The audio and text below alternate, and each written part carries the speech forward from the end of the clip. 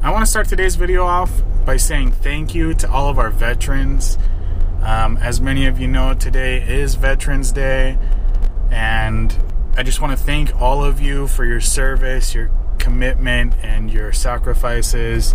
It's truly an honor to have you watching our videos, and again, I just really want to say thank you and let you know how grateful we are for your service.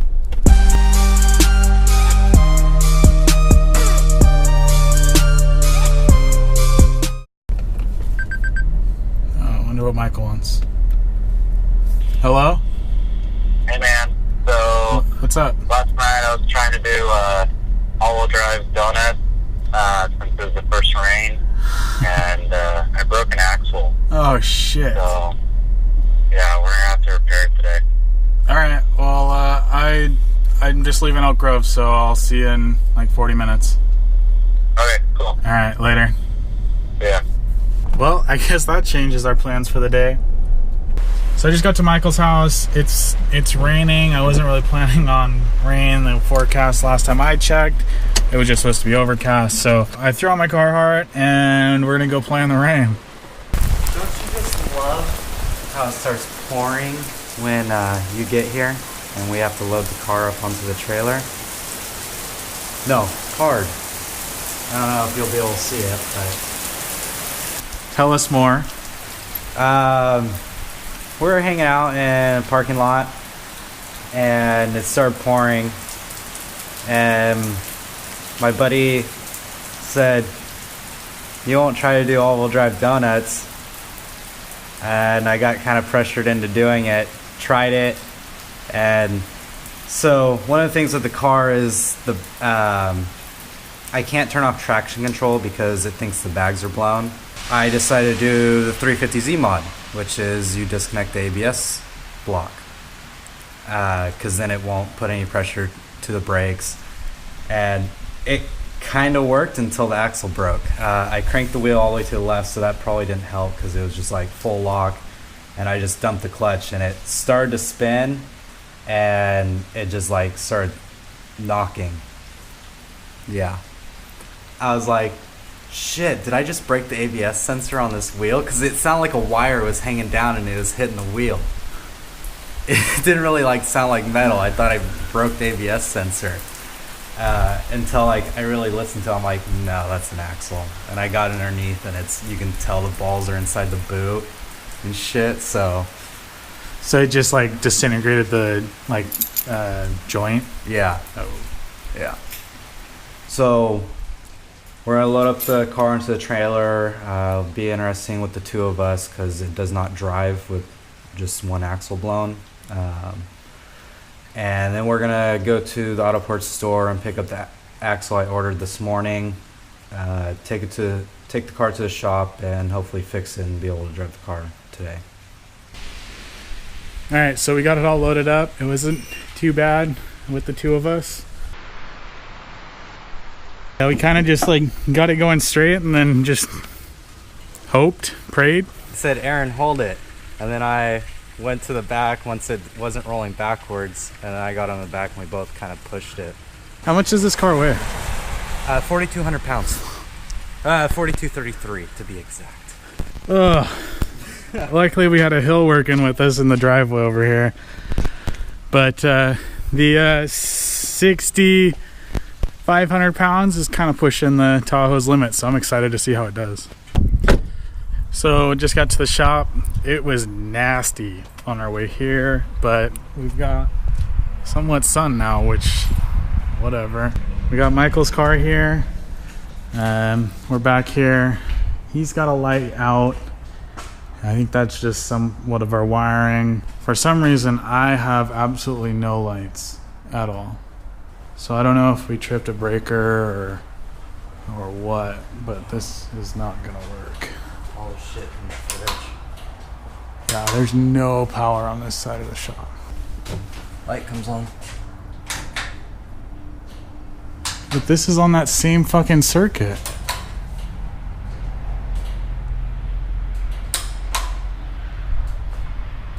Like, they're literally plugged into the same thing. I have this light that doesn't come on, but that light, which is in the same circuit, does, and like the fridge and stuff was on. I went and pulled one of the lights down that was out, and you can see the discoloration of the bulb, but that's not all. The whole thing is melted. So the only thing I can guess is there is a voltage spike. That's kind of what Michael's formulated, and it makes sense to me. But I have absolutely no fucking lights in the shop now. Like, all my lights are, well, the light over Misty still works, but there's no power. I don't know. I got to pull the other one over here. I got to pull that one down. For sure, this one and this one are done. So I don't fucking know. Like, oh, and the main light that was here is not on. But there's no power to the... It's just a fucking nightmare. I don't know what we're going to do. We got to figure something out because this is not going to work long term. I think maybe that's why Michael's middle light wasn't working. Maybe the power surge fried the ballast. I'm not sure. I really have no idea. I'm not an electrician, and I have no idea where to go from here. Many of you know that last weekend was Keelan's birthday, and for her birthday she wanted to go estate sale shopping. I've always been against it. Why do I want to buy somebody else's old used shit? Go through their fucking clothes and everything. It's weird. It's weird. But the one that we went to was an old like shop kind of. There's like 5 garages and like 2 big warehouses in the back. A lot of old tools, a lot of new tools, a lot of stuff that I had no use for, like woodworking tools. I did find 4 awesome tools that I'm really stoked about, and I got a crazy deal on them. All right, so the first thing I want to show you guys is this right here. It's one of the benchtop drill presses. I wanted a drill press. We got this for, I think, $60, so it really wasn't a bad deal.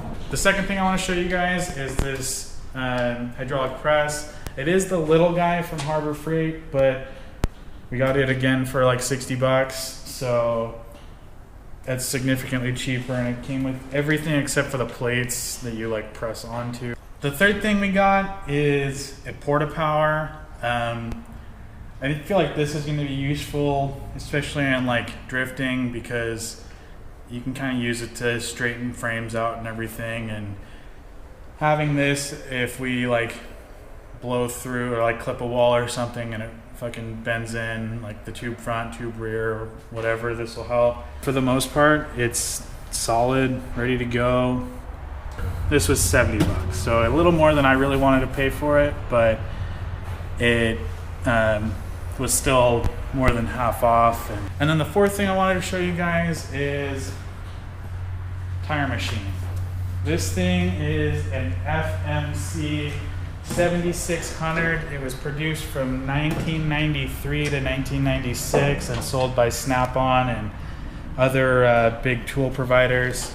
All the air hoses inside of it need to be replaced, but once we get our power situation figured out and get the air compressor going, we'll be able to really start diving in on this. But I'll let you guys guess how much we paid for this.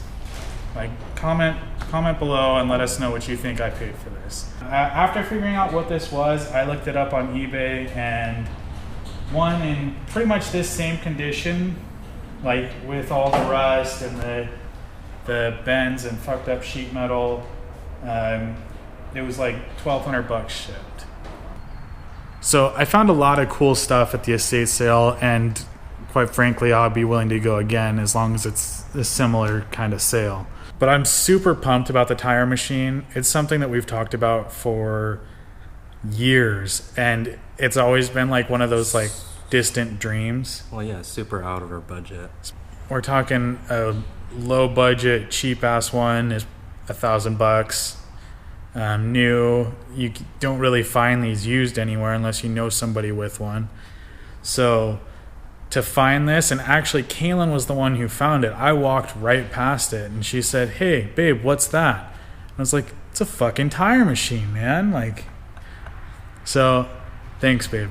Actually checked off like 3 of the 5 things that I had on the list, so We've got a vise and a generator left, and there'll be other things in the future, but that's like what we wanted to get started. And the tire machine was like a distant dream, and I mean, it's before we used a manual tire machine and it worked okay, until Aaron decided to drive over the part that debeats the tires. So we haven't really used it since. To be fair, it was in front of my truck, and I didn't know. I went to pull forward for some reason and just drove over it. So, go Aaron. That thing was a pain in the ass anyways. I'm super pumped to have this one. Yeah.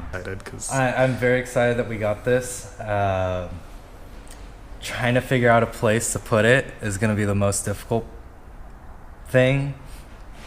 Because, new style tire machines are a lot smaller. They're more taller. This is really bulky. But just having to paint it and redo the lines like Aaron was saying, I think it'll almost look new. So it'll be excellent. And the deal Aaron got for this, I'm surprised. I'm really shocked, and I'm stoked. I mean, probably the best come up that we've ever had.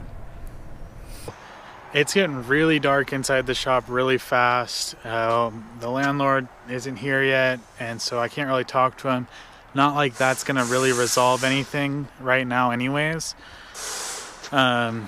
So we're gonna have to call it an early night, which really sucks. I hate doing that, but it's getting to the point where we just can't work inside the shop.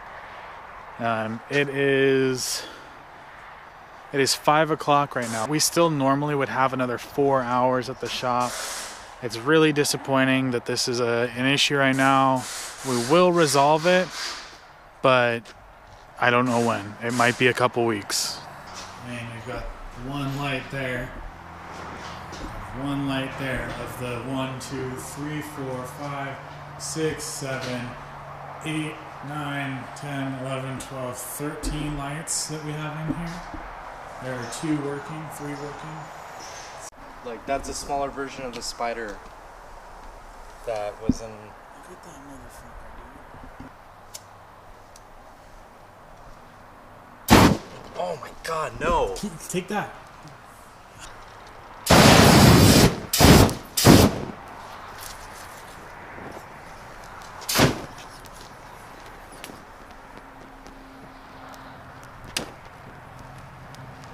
Burn all spiders.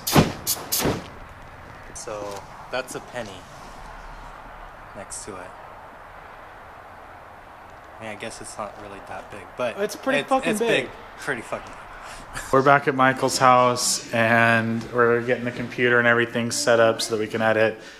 We ended up not really doing much for the rest of the night. Just had dinner, chilled, relaxed. I think both of us needed it.